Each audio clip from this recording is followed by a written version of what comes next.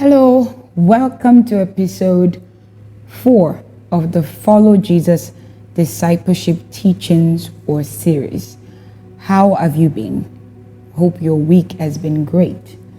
Hope you followed the last episode where we talked about how, why, and what as it pertains to what you listen to, watch, and read.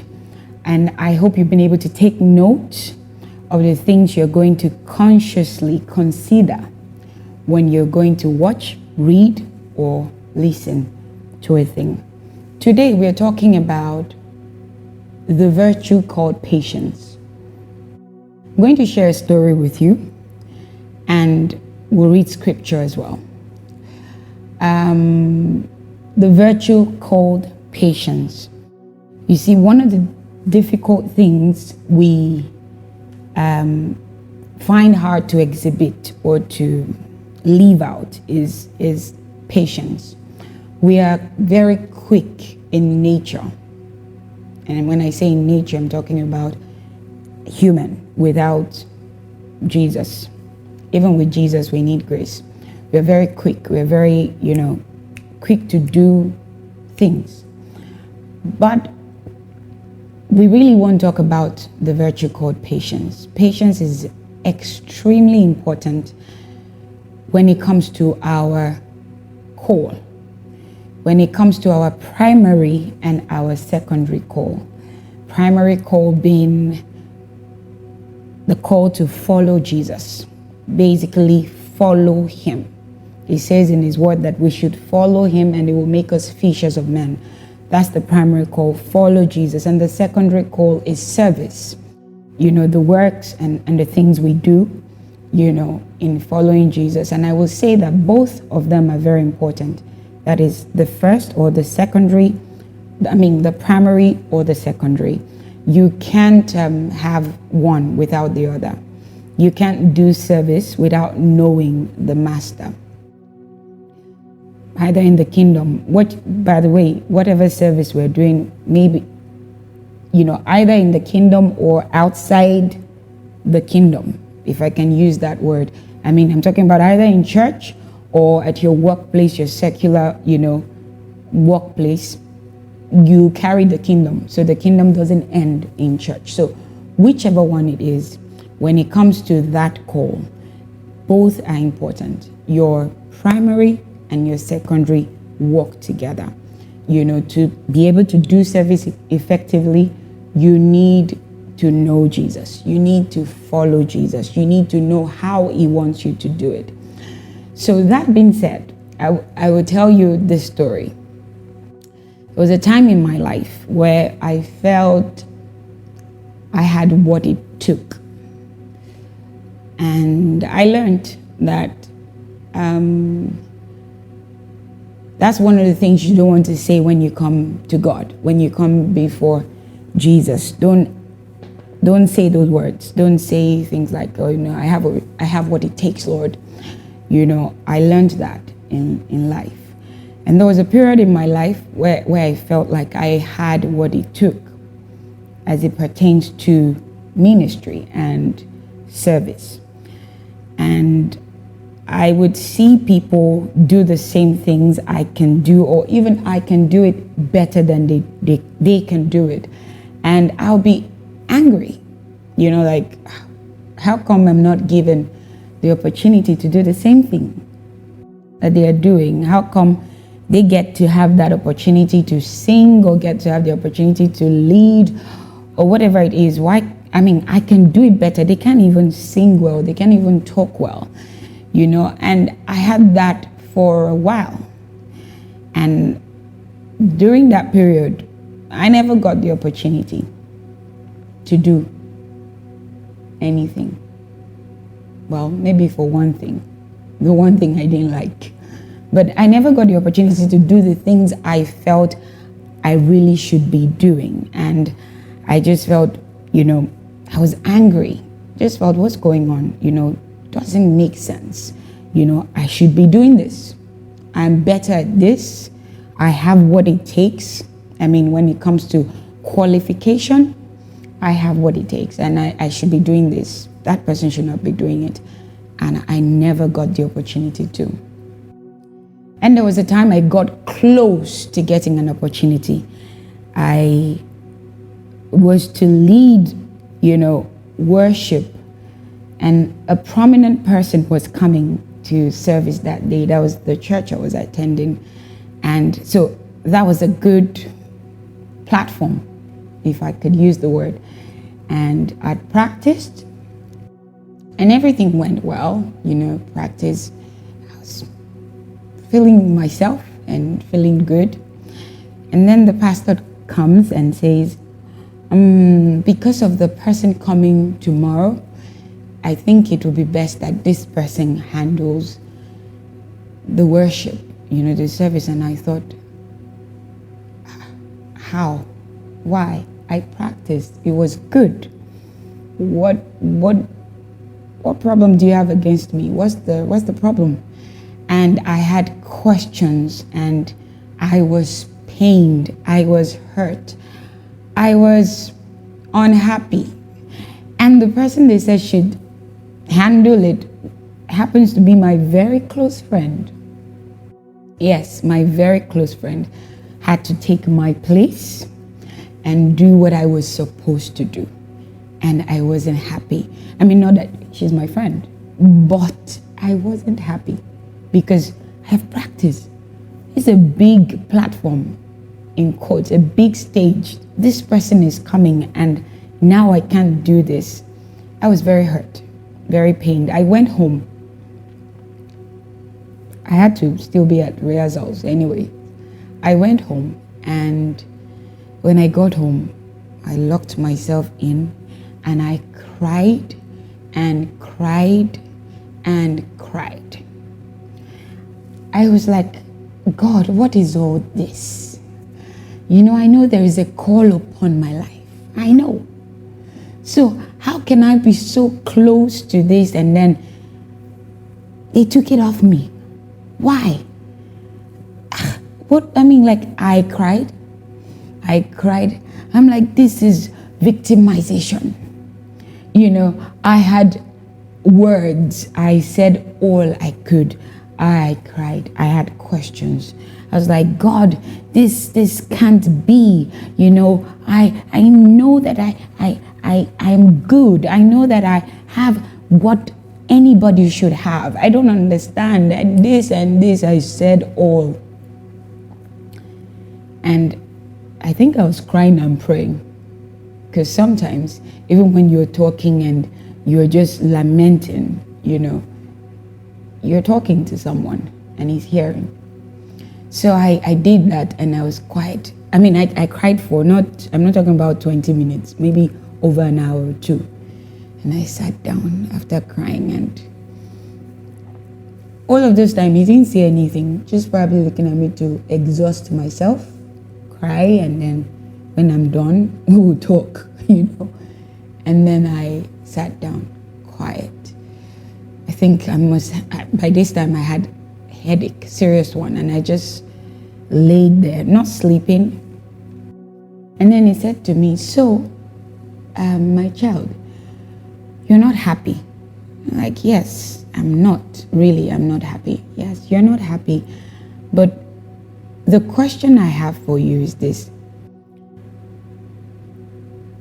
Was that really about me or about you? And I thought, how do you mean? Like, if you truly believe that you are called, and I called you, and you truly trust me, and you believe that I called you, why can't you trust me to create a platform for you when I want you to be heard? And I thought, that was the platform they took from me now. And it was like, you don't get it. If you're concerned, and by the way, I would always just say, Lord, I just want to serve you. I just want to worship you. It's you and you. And he was saying to me, if really that's your concern, can't you trust me to create a platform for you if I believe you should be heard? And I kept quiet. And I started to think, that if truly it's just about Jesus, and if truly it's for his name to be glorified, if truly I didn't have any other motive for, wanting to sing, which, by the way, remember I told you that, a prominent person was coming, and so that was a good platform. And I started to think, if truly it was just about Jesus, if Jesus opened the door and Jesus shuts the door, do I have a problem? Or should I have a problem with that? And I was like, oh wow. And when the Lord speaks to you, he will, everything within you will shake. You will know that if you will be true, you will know that this is the Lord speaking, because it will really be the opposite most times of what you and I think, of what we're expecting. It's most likely, most times, always the opposite, where that's not what we want to hear. No, that's not what I want to hear. And that's what he is saying. And I said, truly, if the purpose is for Jesus to be glorified, then I should trust him enough to give me a platform. By the way, if you think about it, I already have a platform, the greatest platform, which is my secret place with him. And I should be satisfied with that and be willing for him to have his way however he wants. If he decides that my secret place, the overflow of my secret place will become, known to men, that's fine.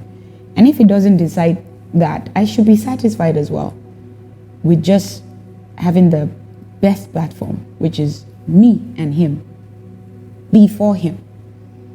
And so I said, Lord, I'm sorry. I repent. Truly, there was more to this for me. It wasn't just about you being glorified. It was a good platform that they will see me and people will know me, people will see me and they will know that I am talented, I am gifted, I am blessed. It was more for me to show off and, massage my pride. And I said I was sorry. And you know what, from today, Lord, I cease. I would not, like I said to you, I keep that person, I'm better than that person now. This one, I'm better than this one. That one, how can they be having the platform and I don't? And I said I will never compare anymore. I was sincere with the Lord. I will never compare anymore. I am fine. If I never get a platform again, it's fine. So long as I have that platform with me and him, just me and him, I'm okay. And I made that decision. I made that promise and I prayed, that was me talking to him. And I left it. And the next day I went to church and he told me the people that I felt offended me, I should apologize to them. I did. And never compared, it's fine. I was joyful afterwards. Whatever comes, I'm fine. Because I found my peace where it matters the most. And so I left it. And the Lord would try the things we say for maybe over 2 years. Nothing happened. I was just a regular person. I loved my time with him and I enjoyed, so I just stayed there.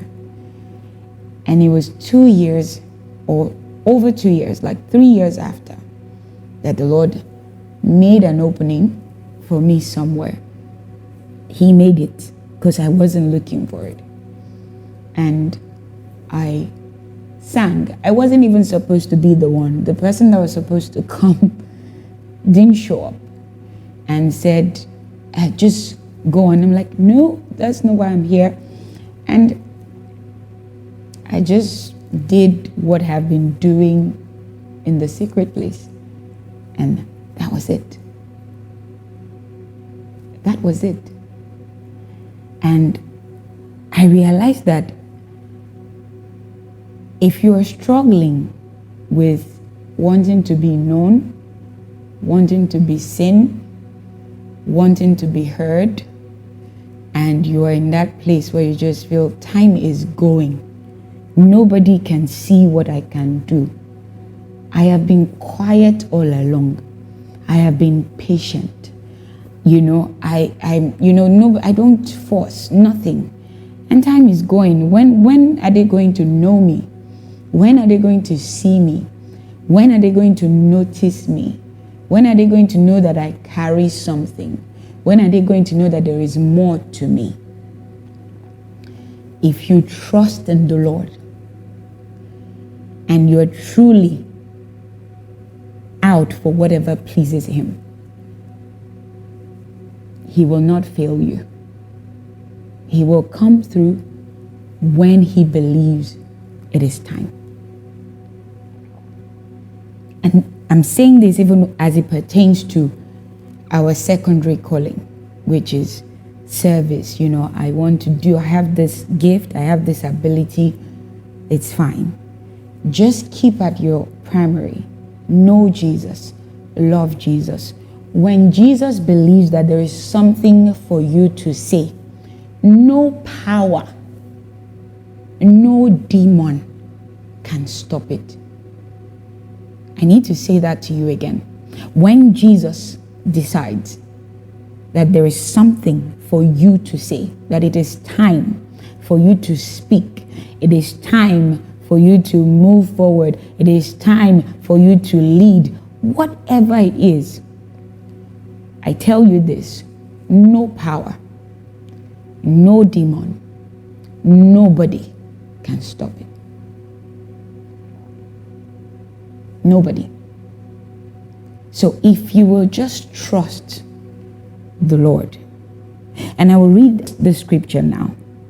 It's James 1. I like to read it in the TPT version. James 1. We'll read 2-4. It says, my fellow believers, when it seems as though you are facing nothing but difficulties, see it as an invaluable opportunity to experience the greatest joy that you can. For you know that when your faith is tested, it stirs up power within you to endure all things. And then as your endurance grows even stronger, it will release perfection into every part of your being until there is nothing missing and nothing lacking. You see, patience is truly a virtue. And if you desire it, you can ask the Lord to help you to be patient. And when we are patient on the Lord, the things we need, He will supply. The places we want to get to, we will get there. But we just have to patiently trust His process. Patiently trust His ways. Patiently trust His route. If we don't, we will take steps that we shouldn't take. Because we just think nothing is moving, nothing is changing, I just need to do something now. So I beg you,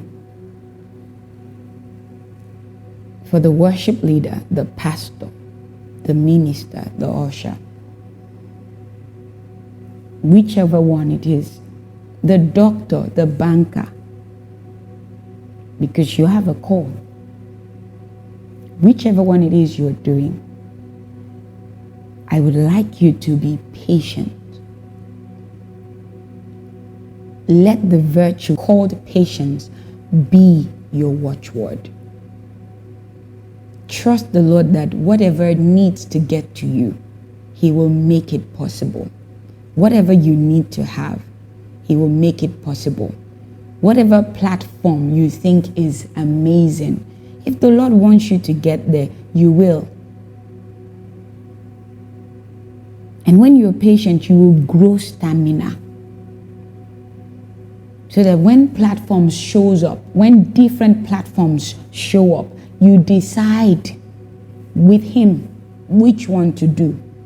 And not just do everything because, oh, there's a platform, let me just go. In your process of being patient, you will develop stamina. You won't be quick to just do.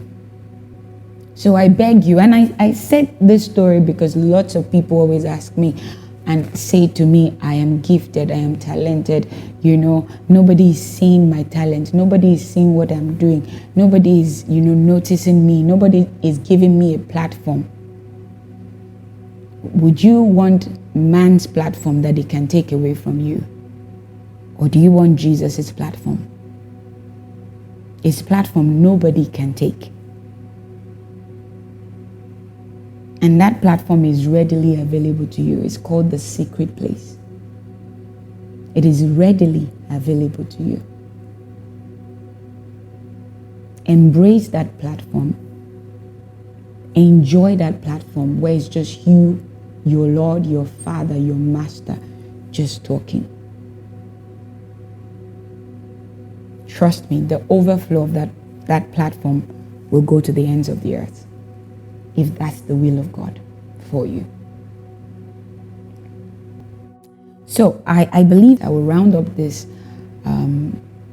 episode. Patience is a virtue. That thing you think you're missing out on and you feel, should be yours. Just patiently trust the Lord for it. And I said something, if you remember anything from this episode, don't come to God with the attitude of, I have what it takes. Come and surrender yourself to him and tell him to make you a worthy vessel. That was one mistake I made, and I am grateful to God for the opportunity to correct that. I don't have anything. I don't know anything. But if I trust him and I wait patiently for him, he will always sort me out. So I'll tell you today, wait patiently on the Lord.